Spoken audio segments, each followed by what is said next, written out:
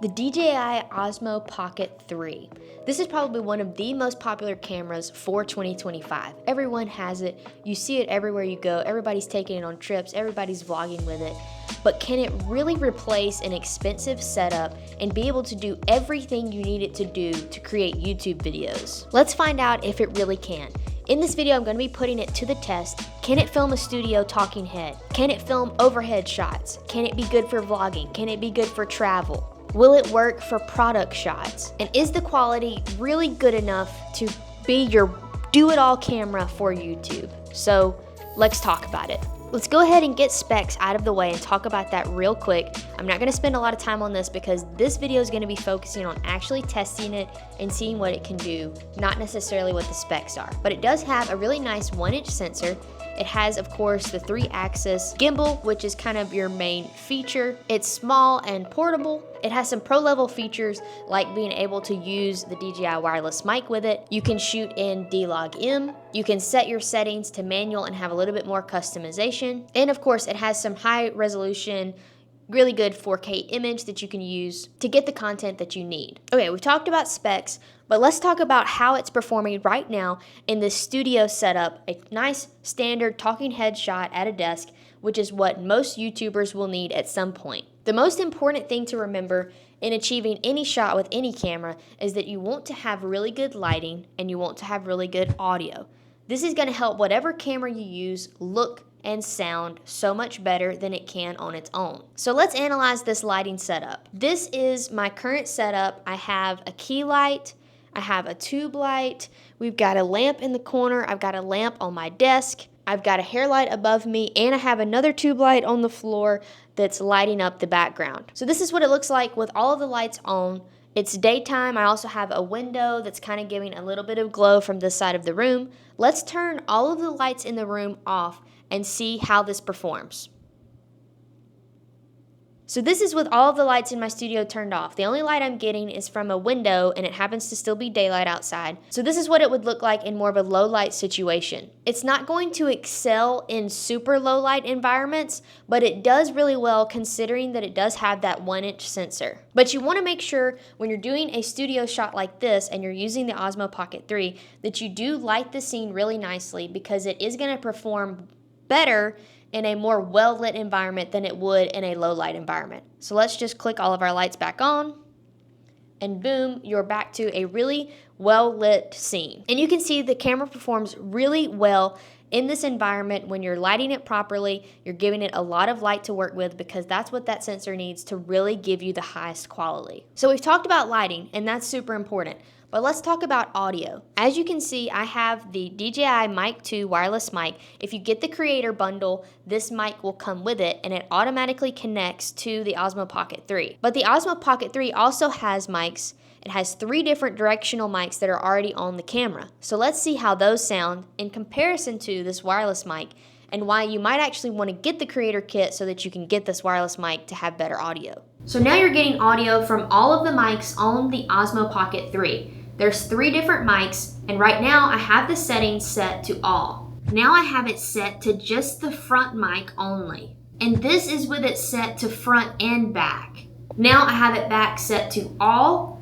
And while we're here, I'm going to go ahead and just turn back on the wireless mic, and it should automatically start connecting. Now we're hearing audio from the DJI Mic 2 that came with the creator bundle. So you can see that even though it has built-in mics, unless you were carrying it and kind of holding it closer to you, using a wireless mic like this is going to sound so much better. And this gives you the freedom to move around, be far away from the camera, be walking around, and still have really great audio. So I highly recommend getting the creator combo. We'll go over what all is included in that in just a little bit. So good lighting, good audio will make this camera look great for a studio setup like this. Now let's talk about how good it is for vlogging. One thing I love about using this for vlogging or when I'm traveling is that it's super small and super easy to use, and it has the gimbal. So you can be walking around. I've taken this to Disney several times, and it's so much fun to take this on the ride because you can use the little wrist strap. You don't have to worry about dropping it, and it gets you really stable footage even if you're on a roller coaster. So far, how I've used it just for a little bit of vlogging or capturing moments on the trip is without the mic. But if I was going to be doing a lot of talking in the vlog, I would definitely use the wireless mic because the audio is so much better. But the on-camera mics just gives it more of that ambient feel, kind of the sounds of the scene, and it's not necessarily the best audio quality, but it gives you more of like ambient noises, which a lot of times I'm using it not talking a whole lot, but just more capturing travel moments. And there's also the really cool active track feature where you can just tap on your face and it will track your movements. So you can see with active track enabled, it's going to track me no matter where I go in the frame. And you can even move all the way around and it will still track you super well, even if you're moving very quickly. Probably just made somebody motion sick. Almost made myself motion sick. And then you can easily just tap it off and it will go back to just being a static shot. So that could be a really cool feature for when you're vlogging. If you need to film yourself, you can set it down and it can track you as you walk around. Now let's talk about using this camera for an overhead setup. I've used this a couple of times to be able to show things on my desk and use it as an overhead shot, and it works super well because it's really lightweight, it's easy to mount to the C-stand, you don't have to worry about it falling and being this huge heavy setup. It's super lightweight and you can easily just adjust the angle with the joystick to get the perfect shot that you're wanting over your desk. So it is a really good option for an overhead shot for whatever you might need. Next up, can it do really nice product shots? Because if you're going to do YouTube videos, then you probably want to have some B-roll shots that you throw in to give examples, to show the product up close or show whatever you were talking about. Let's see if it's going to be good for that. As you can see, it can get some really nice looking product shots.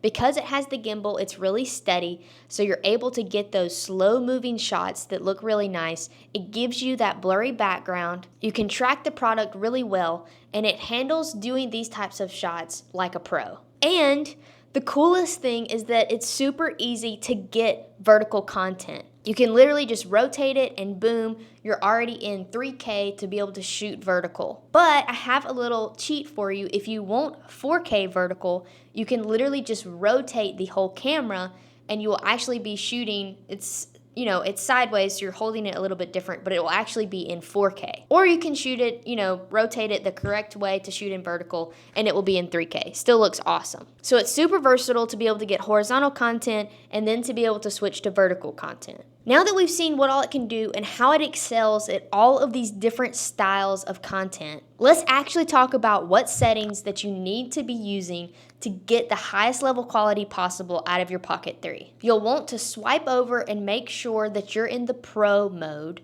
and this will be able to help you unlock the full potential of the camera.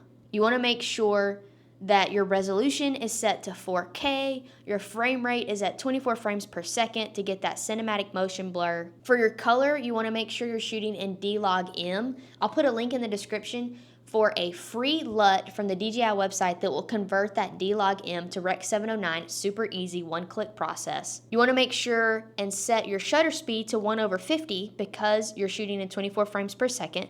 And then you can adjust your ISO, and you'll see that I have mine set on the range of 50 to 800 because I never want the ISO to get too high. And with these manual settings, you'll need to keep in mind that when you're outdoors, because you're having, 24 frames per second, you've got a really low shutter speed of 1/50, it might be overexposed. And that's where you can buy this little pack of ND filters from DJI, and they just magnetize on the front of the lens to help you be able to keep your exposure at the correct place. So you literally can just slide these on, and boom, that will instantly darken your image. You also want to lock your white balance in, whether you're outside or you've got a studio setup where you can really dial in your color temperature. You want to make sure your white balance is dialed in to match your lights. And that's pretty much it as far as using the best settings to get the best results out of your Osmo Pocket 3. So after testing this in all of those different areas, what do we think? Do we think the Osmo Pocket 3 could replace a really large, expensive setup? My answer is absolutely yes. I think this is an awesome little camera. It has so many features packed into it. If you get the creator combo, you get the little tripod, you get the mic with it, you get kind of all these little accessories. I also purchased the ND pack, And this is kind of the ultimate little bundle to be able to do and film every single style that you would need to. And I just think it's so cool that a camera that's this small and this portable has a gimbal and has all these features, can shoot in D-Log-M 10-bit. I mean, the image that comes out of this thing looks amazing, and it really could be the do-it-all camera for YouTube depending on your needs. And that's where I think this whole thing circles back to. It's like, what are you needing out of a camera? Does this accomplish all of those and check all of your boxes? If yes, then this might be the perfect camera for you to be able to make awesome YouTube videos. If not, then you may want to look into like a mirrorless camera, or maybe you're doing a bunch of action sports, you might want to look into an action camera. But I would say, from a filmmaker standpoint, the pros of this camera are really massive. No, it's not perfect. It's not a mirrorless camera. It's going to have lower battery life. It's not going to do as well in low light. There's going to be limitations. It has a smaller sensor, but you have to take into account what it is and what it's actually meant to do. This is meant to be an easy to use camera that can do a whole bunch of things really well, maybe not great or perfect. Anyway, if you found this video helpful and liked how I demonstrated each of the segments, let me know down in the comments if you're going to purchase a Pocket 3, if you already have and love a Pocket 3, what do you like to use it for? What do you like to shoot with it? What's your favorite feature? Let me know in the comments below, and be sure to check out some of the other videos on my channel.